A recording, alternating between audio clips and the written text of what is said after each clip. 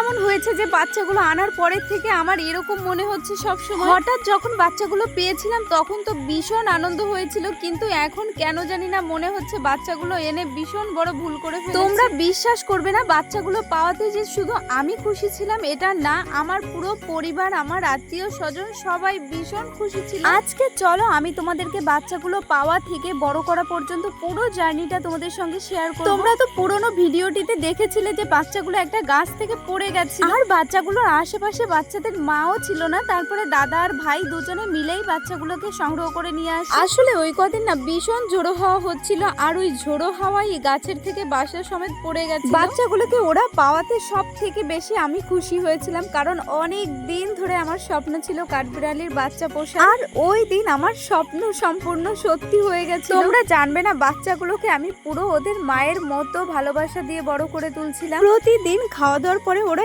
এত সুন্দর করে খেলাধুলো করতো, কি বলবো তোমাদের। বাচ্চাগুলোকে ওরা যখন কুড়িয়ে পেয়েছিল তখন এই বাচ্চাটার পেটে খানিকটা কেটেও গিয়েছিল, কিন্তু দেখো নিয়মিত যত্নের কারণে বাচ্চাটার পেটটাও ঠিক হয়ে গিয়েছিল। তো এরকম করে ভালোই দিন কাটছিল। ওদেরকে প্রতিদিন ওদের মায়ের মতো করে খাওয়াতাম, হয়তো বা মায়ের মতো করে পারতাম না, তাও চেষ্টা করতাম। প্রতিদিন খাইয়ে আবার ওদেরকে ওদের জায়গা মতো রেখে দিতাম। তো হঠাৎ একদিন আমি ওদেরকে খাওয়াতে যাই, আর খাওয়াতে গিয়ে একটা জিনিস লক্ষ্য করেছিলাম। আমি ভীষণ আনন্দের সঙ্গে ওদেরকে খাওয়ানোর জন্য ওদের কাছে চলে এলাম। এসে দেখি দুটো বাচ্চাকে আমি টেনে বের করেছি, কিন্তু আর একটা বাচ্চাকে খুঁজে পাওয়া যাচ্ছিল না। আমি একটু সময় নিয়ে ভালো করে খোঁজাখুঁজির পরে দেখি এখানে পেস্টোর ভিতরে খানিকটা ঢুকে গেছে বাচ্চাটা, কিন্তু বাচ্চাটিকে প্রতিদিনের তুলনায় কম নাড়াচাড়া করতে দেখে তাড়াতাড়ি করে টেনে বের করলাম। বের করে আমি এটা দেখে পুরোপুরি হতবাক হয়ে গেছিলাম। বাচ্চাটার কোনো নড়াচড়া ছিল না তখন। বাচ্চাটির এরকম অবস্থা দেখে আমি ওই দিন প্রচুর কান্না করেছিলাম। সত্যি কথা বলতে বাচ্চাটার এরকম অবস্থা আমি মন থেকে একদমই মেনে নিতে পারছিলাম না। আমি যেহেতু বুঝতে পারলাম না বাচ্চাটি কেন এরকম ভাবে আমাকে ছেড়ে চলে গেল, তাই আমি ডাক্তারের কাছে গিয়েছিলাম। আর ডাক্তারের কাছে গেলে ডাক্তার খানিকটা ওষুধ দিয়েছিল।